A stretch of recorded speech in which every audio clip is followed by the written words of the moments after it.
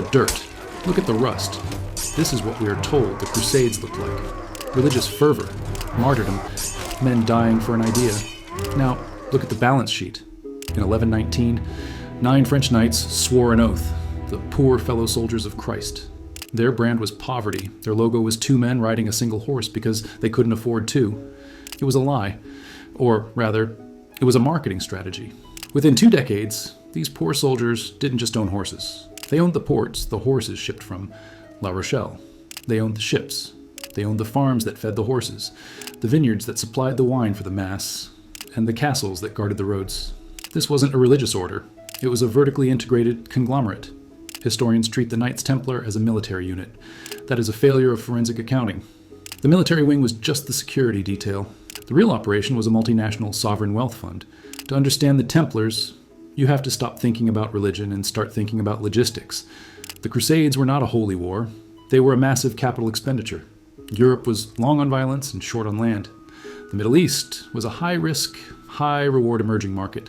The Templars were the intermediaries. They solved the oldest problem in economics, allocation of capital in a hostile environment. They didn't just fight for the Holy Land, they leveraged it. They enjoyed a status that modern corporations kill for tax exemption. In 1139, Pope Innocent II issued a papal bull called Omne Datum Optimum. It was the ultimate regulatory unlock. It granted the Templars total immunity from all local laws, all taxes, and all tithes. They could cross borders without paying tariffs. They answered only to the Pope. They were the world's first offshore tax haven. But the haven was everywhere. How did 9 poor men become the bankers of the Pope and the creditors of kings?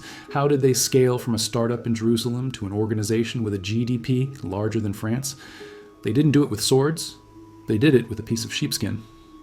The mechanism, Swift version 0.1. The year is 1150. You are a French noble. You want to go to Jerusalem to save your soul. You have assets, land, gold, silver plates. But you have a problem. Liquidity. Gold is heavy. A significant fortune weighs as much as a man. To get that fortune from Paris to Jerusalem, you have to drag it 3,000 miles across mountains, swamps, and war zones. If the bandits don't kill you, the sheer logistics will bankrupt you. You need wagons, guards for the wagons, food for the guards, fodder for the horses pulling the wagons. The friction costs of moving physical capital were nearly 100%. It was a broken system. The Templars fixed it by inventing financial teleportation. They introduced the chirograph. You walk into the Paris temple, you drop 500 gold livres on the table. The Templar treasurer doesn't ship it. He locks it in the Paris vault. He takes a piece of sheepskin parchment. He writes the deposit details in a proprietary code using the Templar cipher, a geometric substitution cipher based on the Maltese cross. Amount, date, identity. Then he does the most important part, the encryption. He cuts the parchment, not straight, but in a jagged waving line, or through a specific word written in the middle. He keeps one half, you take the other. This is your private key. You travel to Jerusalem, you carry no gold, you wear rags, you are worthless to bandits, you're just a pilgrim with a scrap of skin in your pocket. You arrive at the Jerusalem temple, you present your half. The treasurer retrieves the Paris half from a courier pouch. He matches them. The jagged cut is impossible to forge. It is biometric verification using organic material. No 2 sheepskins tear the same way. The grain is unique, the edges align. The transaction clears. He hands you 500 gold livres, minus a transaction fee. This was the letter of credit. This was the invention of the traveler's check. This was Western Union. This was SWIFT. Suddenly, wealth wasn't physical. It was informational. The Templars decoupled value from mass. The usury loophole, the sin arbitrage. But the transfer system was just the hook. Now, the real money was in the lending, and this presented a theological crisis. In the 12th century, charging interest on a loan was a sin. It was called usury. The church forbade it. If you charged interest, you went to hell. So, how did the Templars, a group of monks, become the biggest lenders in Europe? They invented forex arbitrage. They didn't charge interest. That would be sinful. Instead, they manipulated the exchange rates. If you borrowed 100 French livres in Paris, the contract stipulated that you had to pay them back in Jerusalem bezants. The Templars set the exchange rate. They would value the livre low and the bezant high. The difference between the 2 currencies just happened to equal a 15% return on investment. They weren't charging for the time the money was borrowed, which was a sin. They were charging for the service of changing the money, which was a fee. It was a brilliant accounting loophole. They also invented the mortgage. Literally, The word comes from Old French, mort, meaning dead, gage, meaning pledge. Here is how it worked. A knight wants to go on a crusade. He needs cash for armor. He owns a farm. He pledges the farm to the Templars for the duration of his trip. The Templars pay him a lump sum. While he is gone, the Templars run the farm. They keep all the crops. They keep all the profits.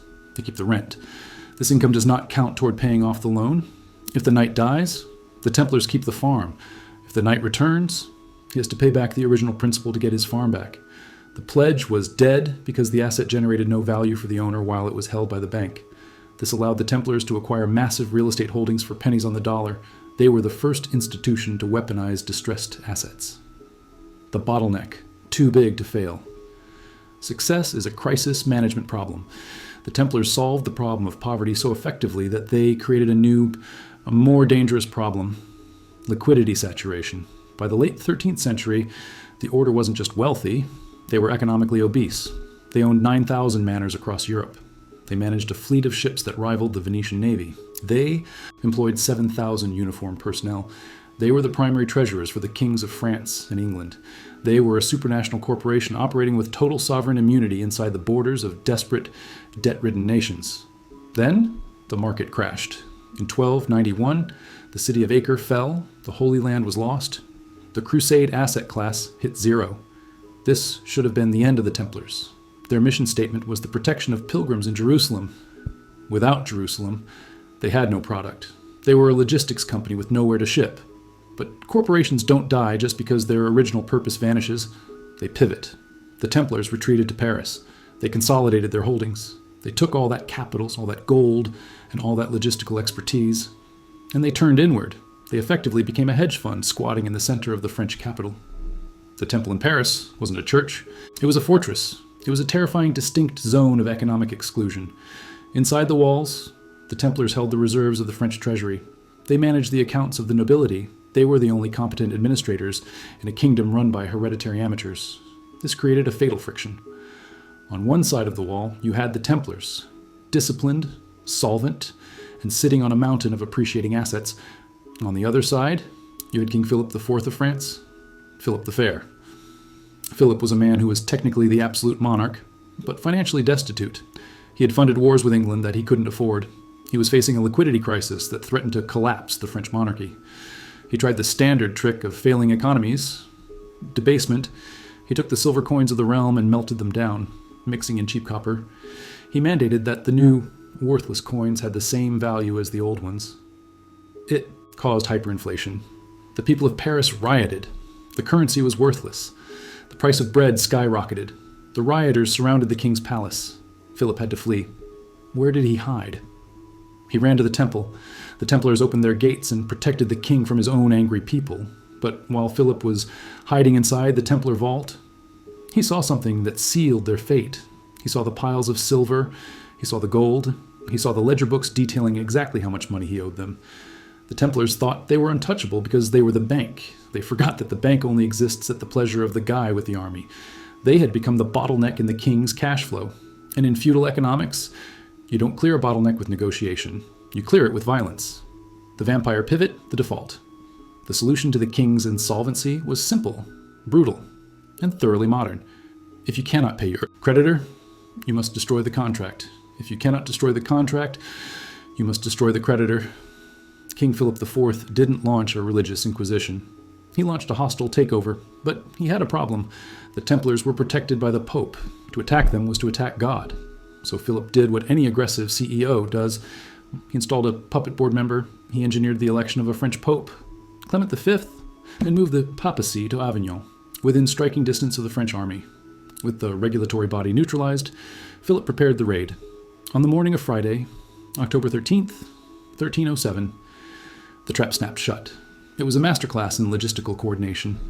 Sealed orders had been sent to seneschals across France a month prior, with strict instructions not to open them until that specific dawn. In a world without telegraphs or cell phones, Philip achieved near-simultaneous synchronization.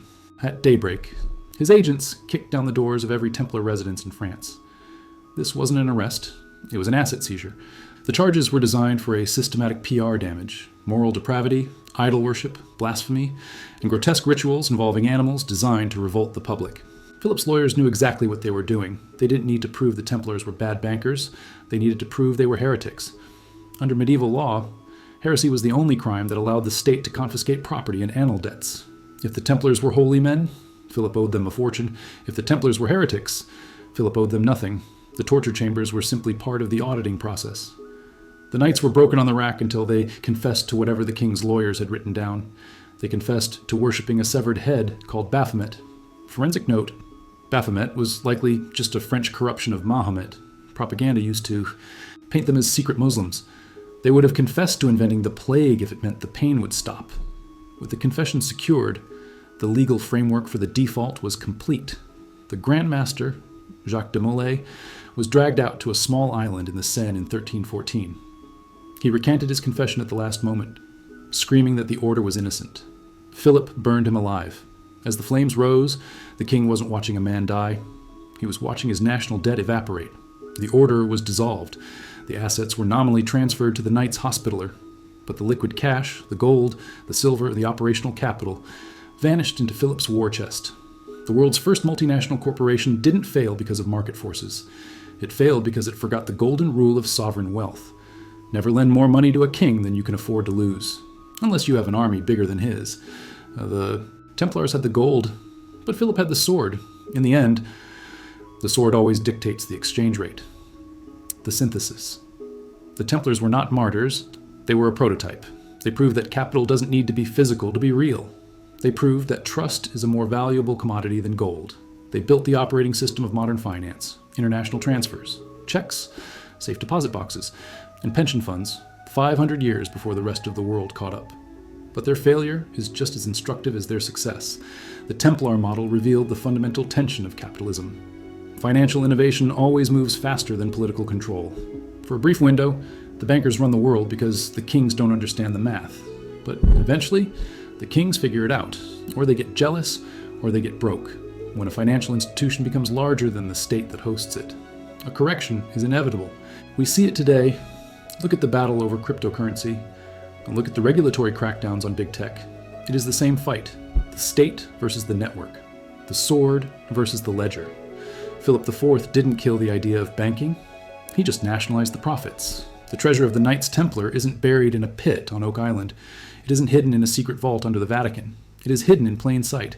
Every time you swipe a credit card, you're using a digital chirograph. Every time you wire money across an ocean without physically moving a gold bar, you're walking down a road paved by 9 poor knights who realize that the safest way to carry money is to turn it into information. They didn't leave us a pile of gold. They left us the receipt. And as for Friday the 13th, it isn't a day of bad luck. It is a reminder of the most important lesson in financial history. If you hold the debt of a king, make sure you are the one holding the match.